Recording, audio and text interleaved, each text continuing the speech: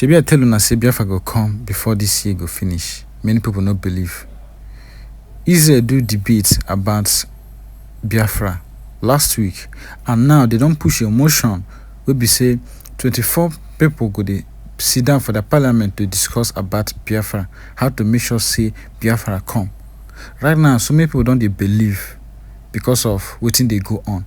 I tell una, the movement wey be say US don't do, and the discussion wey they don't discuss with Israel go bring out Biafra, and so many no believe, but right now it's coming to pass. So I go want make una pay attention watch this video from the starting to the ending. Listen to una self wetin Israel they talk right now, and wetin they talk about the 24 people wey go sit down to discuss about Biafra, and wetin again the other video emphasize more about wetin the Israel they talk about all nations wey be say they go liberate, and how they include Biafra on the map, on how they go take liberate them, and the Kanu is going to be free. So pay attention, watch this video from the start to the end. They share this video to everyone on every social media platform, so that they go see wetin they go on, so that they go start to believe in the movement, so that other people wey don't give up go know say truly Biafra is still alive. I tell you, I say we no go witness this 2027 election, and which is coming through right now. The Kanu even talk say many people go sit day in their sleeping bed, Biafra go declare, which is many people go think say no be true, or think say they be Nigerians. They go here say e don dey declare. Tinubu know wetin they go on. All the whole people wey dey for government office know wetin they go on between Biafra and, but they no go just leak them so that everybody no go know. They just they do as if say they know. So it go take everybody unaware. Go take everybody unaware. So I no go talk much.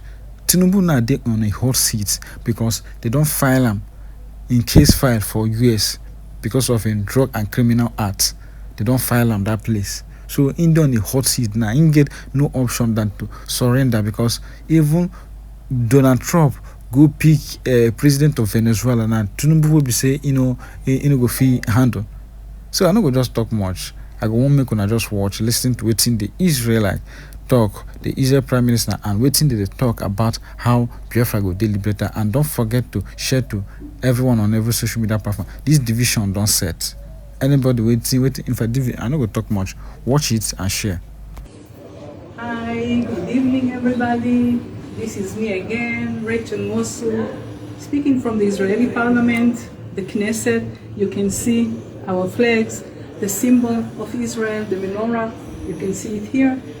We had a very successful day today.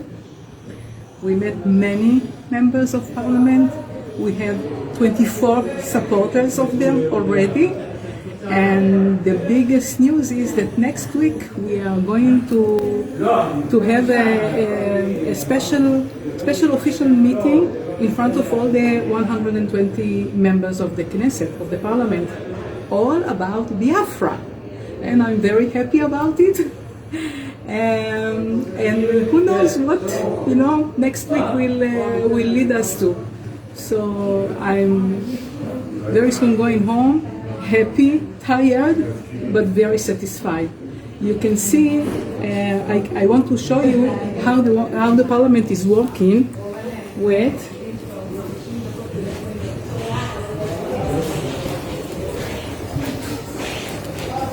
You can see the screen.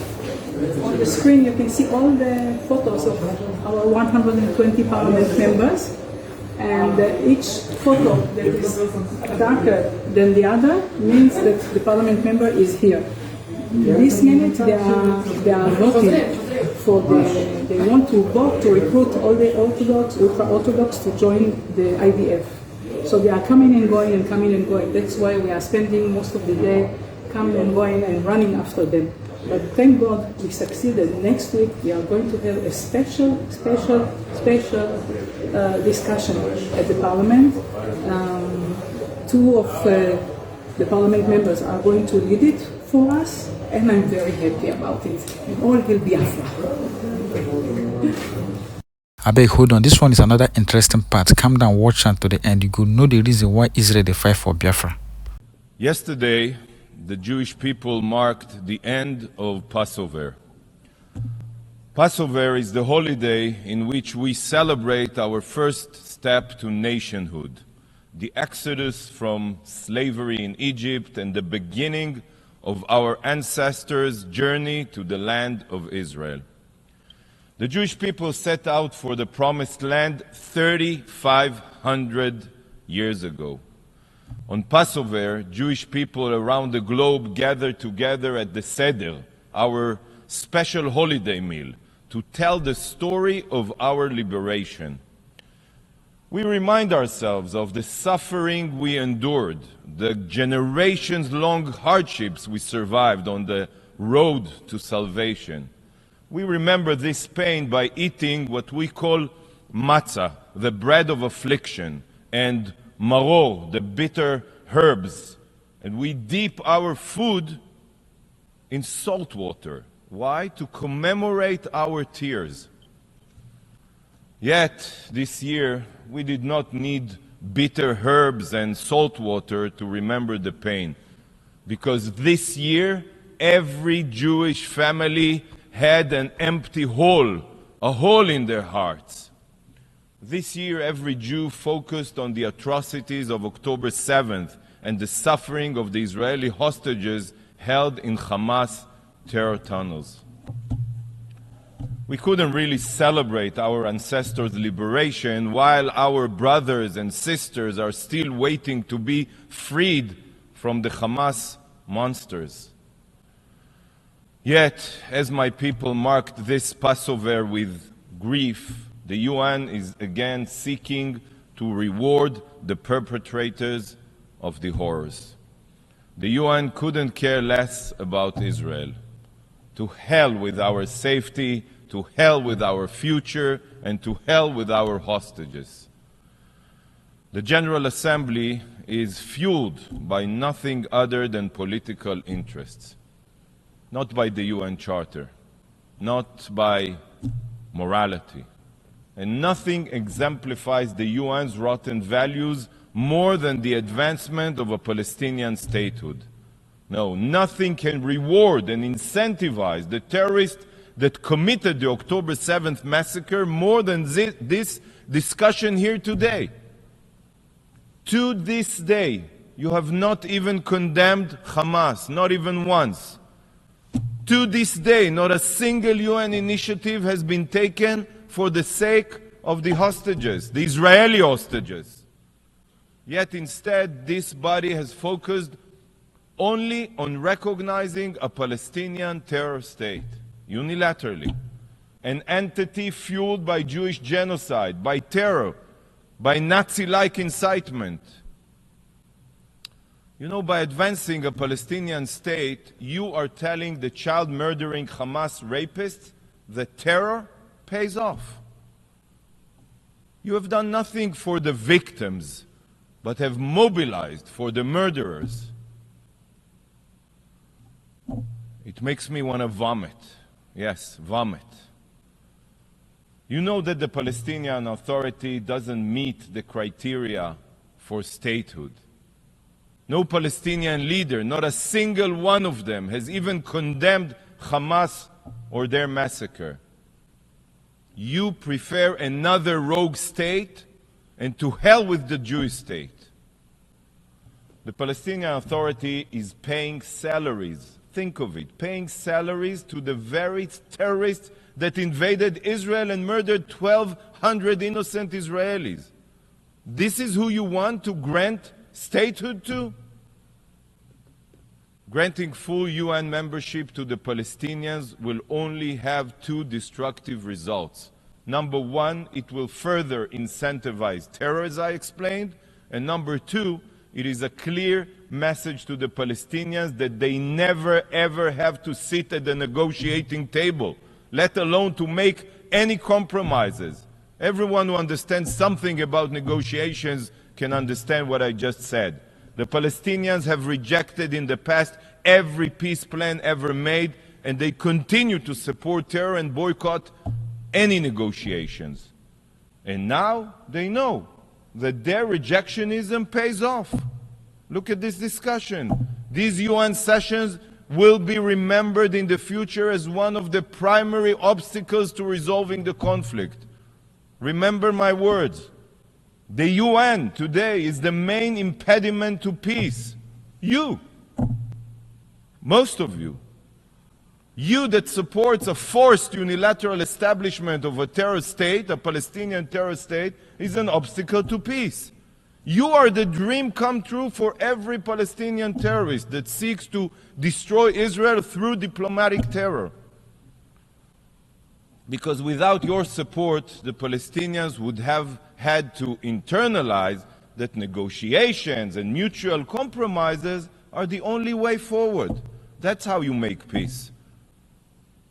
You should be ashamed of yourselves, those who support a unilateral, forced Palestinian terrorist state.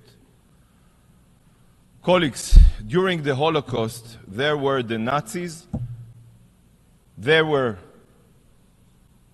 collaborators, and there were those who turned a blind eye to genocide. All of them, all were guilty. And today there are modern-day Hitlers, such as Yahya Sinwar and Ayatollah Khamenei. There are Nazi terrorists like Hamas, Hezbollah, and the Revolutionary Guard in Iran. And there are collaborators and those who turn a blind eye, just like the UN and its agencies today, such as UNRWA, OCHA, UN Women, just like, sadly, so many here in the General Assembly. This body reeks of anti-Semitism. It's everywhere. The UN cares nothing for Israeli blood. Nothing. Zero. It is a collaborator with the Nazis of our day, working to ensure Hamas's survival and even reward them for murder and rape. I have no words. The Palestinians have rejected, I'll say it again, every peace plan. They rejected every peace plan because to them, the existence of a Jewish state is unacceptable. This is not about land. And if you need more proof, well, take a drive to Columbia University or to New York University. Listen to the murderous cries of the pro-Palestinians mobs. Look at their violence. Hear their calls for the genocide of Jews and Israelis. From the river to the sea, these mobs across the United States and Europe, they expose the truth. They have removed the mask of the Palestinian authorities' lies. The anti-Semites failed to annihilate us during the Holocaust. They failed in 1948, in 1967, and in 1973. But today, they are attempting again. This time not only through terror and war, like we've seen on October 7th, but also through UN weaponization and the exploitation of UN bodies. That's how they want to achieve their goal. And here is what they scream, and I quote, "From the river to the sea, Palestine will be free." So for those of you that automatically vote against Israel with no understanding, I'll explain. They want a Palestine that stretches from the Jordan River, Israel's eastern border, to the Mediterranean Sea, Israel's western border. A free Palestine means that Israel doesn't exist. That's what they mean. And they have another chant. We don't want no two-state, we just want 48. I'll remind you what they mean. They want to return to the situation before Israel's war of independence in 1948, after they rejected the partition plan that was accepted here in 1947. They want to erase Israel. The chants of the pro-Palestinian rioters on campuses are calls for Israel's destruction. We always knew that Hamas hides in schools. We just didn't realize that it's not only schools in Gaza, it's also Harvard, Columbia, and many elite universities. This is what we hear at academic institutions across the world, and they directly represent the Palestinians' goal. The only solution for them is a single Palestinian state that is Judenrein, Jew-free, from the river to the sea, achieved through repeated October 7th against Israel and also against Jews. And you here are collaborating with them and encouraging their racism and anti-Semitism. Just as Germany was the world capital of science and culture, yet it was there that Nazism was born and spread, history is now repeating itself. Elite universities, supposed bastions of liberalism and academia, have now become the breeding grounds for the most heinous racism and bigotry. Those that carry on the Nazis' race theory today are restoring to violence, shattering windows, attacking Jewish students, and calling for their removal from campus. The images that have come out of Columbia University are reminiscent of Kristallnacht. Just yesterday, over 100 violent pro-Palestine Nazi agitators were arrested at Columbia University. Swift and severe action must be taken against faculty that back this mayhem. University presidents and professors today must be held accountable for permitting this. Students who call for the murder of their peers or use physical violence must be arrested and expelled. But this brainwashing did not happen overnight. It was the result of years of incitement and delegitimization here at the UN. And do you know who it is that set the stage for this blatant anti-Semitism? The UN, the General Assembly. The anti-Israel vitriol spread here by this organization is what sparked what we are seeing today on college campuses. By falsely condemning Israel and marking the Jewish state as the foundation of all evil, you are emboldening anti-Semites and terrorists alike. It is because of you that these mobs think that attacking Jews is acceptable, that calling for the deaths of Israelis is tolerable. Universities are permitting this Nazi-like behavior because for decades, the UN's anti-Israel stance has been justified by this very body, the General Assembly. Look at the damage you have caused. Look at the generations you have indoctrinated. This is the final moment for the UN, I'm telling you, to show that it remembers the reason it was established in the wake of the Holocaust, to prevent atrocities against Jews. Wake up! I call on the Secretary General and on leaders around the globe to stop hiding behind empty words. There is no freedom to incite murder and violence, and there is no liberty to attack Jewish students. Whoever does not stand against the abhorrent anti-Semitism is a collaborator. But just as it says in the Bible regarding the Egyptians' treatment of the Israelites, וכאשר יענו אותו כן ירבה וכן יפרוץ. But the more they were oppressed, the Israelites, the more they increased and spread.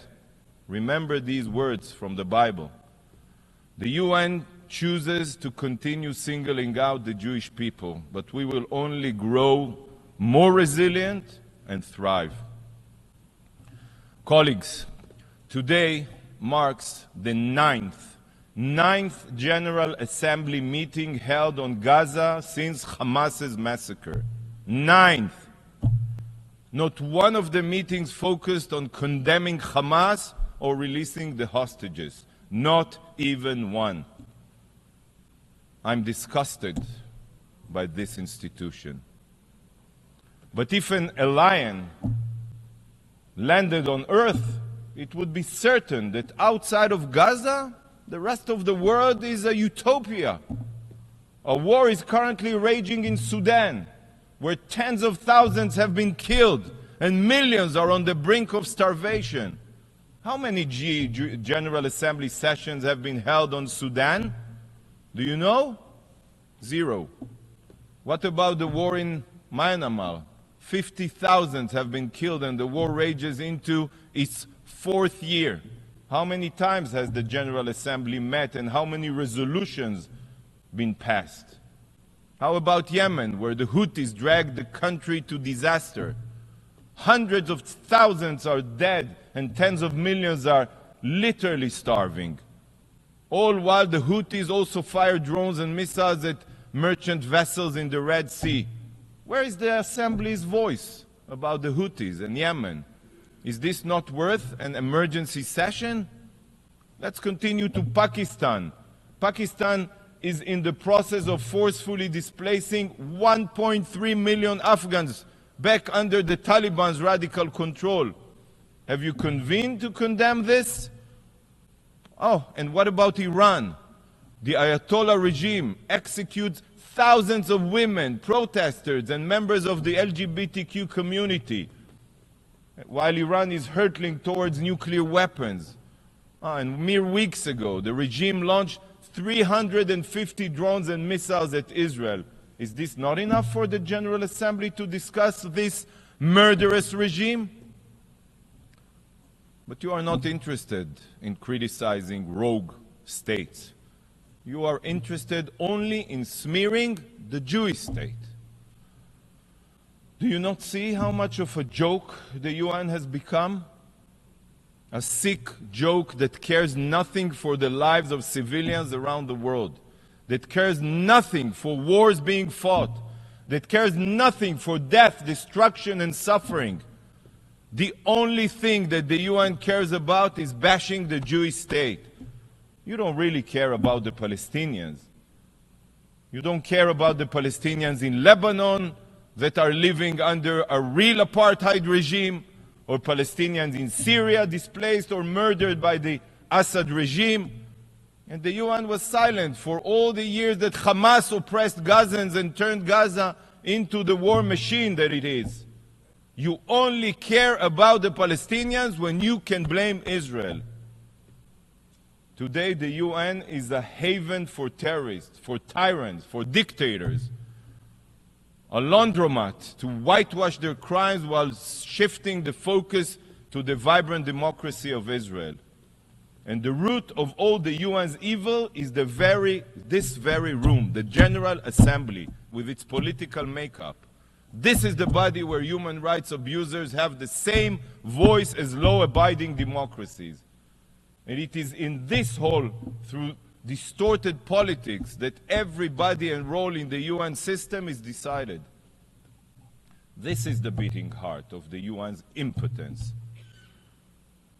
It is multilateralism's original sin. Here, the General Assembly, it's only politics and interests that are behind who sits on the Security Council.